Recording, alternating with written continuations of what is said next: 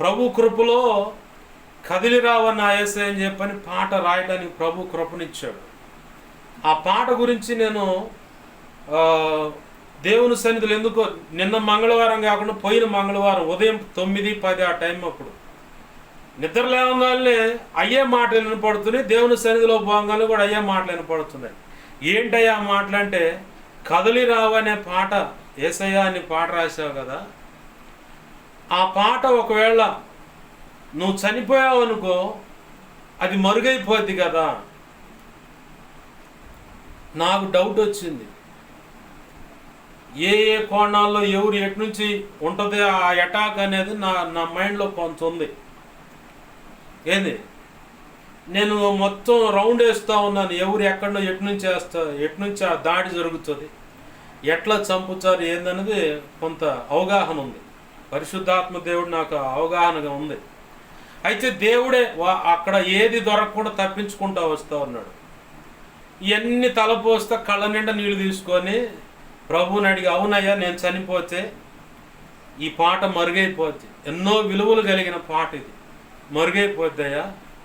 ఎందుకంటే దైవజనుడు ఇర్మియా మాచర్ల ఆయన 3 నాళ్ల ముచ్చటని ఎరుగక అనే పాట షాలేం రాజన్నతో కలిసి పాడిన పాట యూట్యూబ్లో ఉంది, లైవ్ రికార్డింగ్. అది లోకమే అరణ్య భూమి అనేది, కలలెరుగని తెల్లపోవడం ఒకటి, ఎవరు కోరని చిన్నగాడిదని ఒకటి.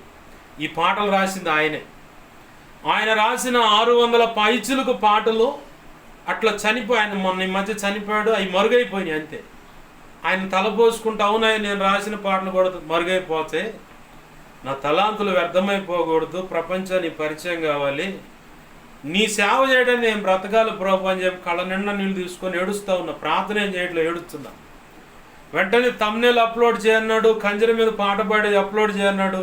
తెల్లారి మళ్ళీ పోయి దేవుని సన్నిధిలో కూర్చుంటే, ఏంది ప్రభు అని చెప్పంటే ఏం మాట్లాడుతున్నా, సైలెంట్గా ఉన్నాడు.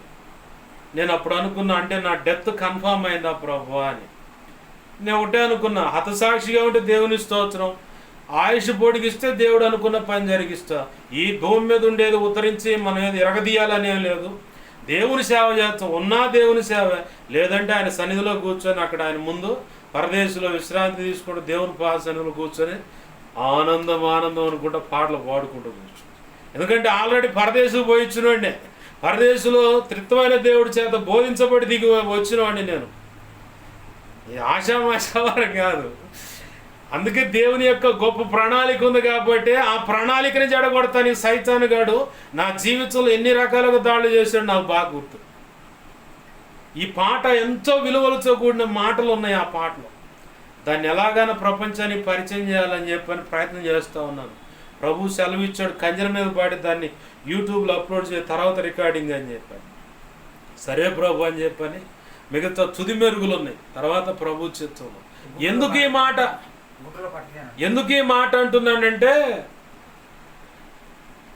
దైవజనులను పక్కాగా ప్లాన్ చేసి అలా కొట్టాలి ఇలా కొట్టాలని చూసి ఇప్పుడు ఆ పాట కనుక క్రైస్తవ ప్రపంచానికి పరిచయం అయితే ఒక విప్లవమే దేవుని కృపలో. ఆమేన్, హల్లెలూయా. అందుకే ఆ పాట రాయడానికి ఉపవాసం ఉండన్నాడు, ఆ పాట సరిచేయటానికి కూడా ఉపవాసం ఉండన్నాడు. మరి ఇక ఆ పాట రికార్డింగ్ ఇంకే రకం ఉంటుందో, అంత విలువైన. ఎందుకు ప్రభు అంటే, సైతాను గాడు నిన్ను రాయనీయుడు, సరిచేయనీయుడు.